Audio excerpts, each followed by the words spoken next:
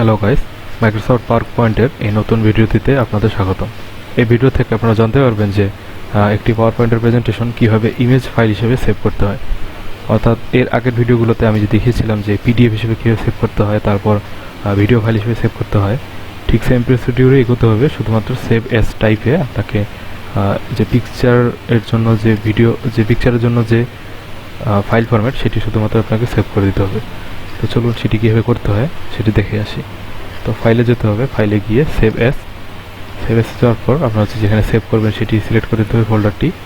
তো করার পর এই যে সেভ অ্যাজ টাইপ এই অপশনে এখানে গেলে আপনি পিকচার হিসেবে সেভ করার জন্য কয়েকটি অপশন পাবেন, যে একটা হচ্ছে জিআইএফ, একটা হচ্ছে জেপিজি, এটা হচ্ছে পিএনজি, এটা হচ্ছে টিআইএফ, টিফ, বিএমপি।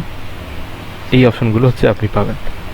তো এর মধ্যে আমি যদি পিএনজি সিলেক্ট করে সেভ করি, এটা হচ্ছে পিকচারের জন্য একটি বেস্ট অপশন হবে। অর্থাৎ আমি যদি এখন এটি একটি সিলেক্ট করে দেই, দেওয়ার পর এখানে আমি যদি একটি নাম দিই যে সেভাবে আমি সেভ করব, তার আগে এটি একটি ফোল্ডারে সেভ করে দেওয়া ভালো হয়। কারণ পিকচার সেভ করলে আপনার এই পাওয়ার পয়েন্টের যে প্রতিটি স্লাইড এগুলো আলাদা আলাদা পিকচার হিসেবে সেভ হবে, এবং এগুলো যদি আপনি কোনো একটি নির্দিষ্ট ফোল্ডারের ভিতরে ব্ল্যাঙ্ক ফোল্ডারে না দিয়ে আপনি যদি কোনো একটা ফাঁকা জায়গা দিয়ে দেন, তাহলে পরবর্তীতে খুঁজে পেতে সমস্যা হবে। তাই এখানে আমি নাম দিলাম যে প্রেজেন্টেশন অ্যাজ পিকচার। তাই আমি একটি আলাদা ফোল্ডারে সেভ করছি। তো এটা দেওয়ার পর সেভে যদি আমি ক্লিক করি,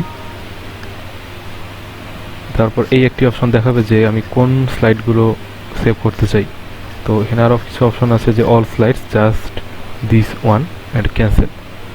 অল স্লাইড অর্থাৎ আপনার পুরো স্লাইডটি জেপিজি হিসেবে পিকচার হিসেবে সেভ হবে। আর আমি যদি জাস্ট দিস ওয়ান ক্লিক করি, তাহলে শুধুমাত্র যেই স্লাইডটি সিলেক্ট করা ছিল সেই স্লাইডটি পিকচার হিসেবে সেভ হবে। আমি চাই যে সবগুলোই আমি সেভ করব, তাই আমি অল স্লাইডসে ক্লিক দিলাম। একটু সময় লাগবে এই কারণে। তো একটি মেসেজ আসবে যে সেভ হয়ে গিয়েছে। তো আমি এখন এটা ওকে করে দিলাম, এবং আমি গিয়ে চেক করব যে আমার ফাইলটি সেভ হয়েছে কিনা। তো এরপর এখানে গিয়ে আমি একটি নিউ ফোল্ডারে সেভ করেছিলাম। এই যে দেখুন, প্রেজেন্টেশন অ্যাজ পিকচার এই নামে আমি সেভ করেছিলাম। এখান থেকে এই যেগুলো পিকচারগুলো শো করাচ্ছে যে প্রতিটা স্লাইড পিকচার হিসেবে সেভ হয়ে গিয়েছে। তো এভাবেই আপনারা কোনো পাওয়ারপয়েন্টের প্রেজেন্টেশন স্লাইডকে পিকচার হিসেবে সেভ করতে পারবেন। তো ভিডিওটিতে সাথে থাকার জন্য অসংখ্য ধন্যবাদ।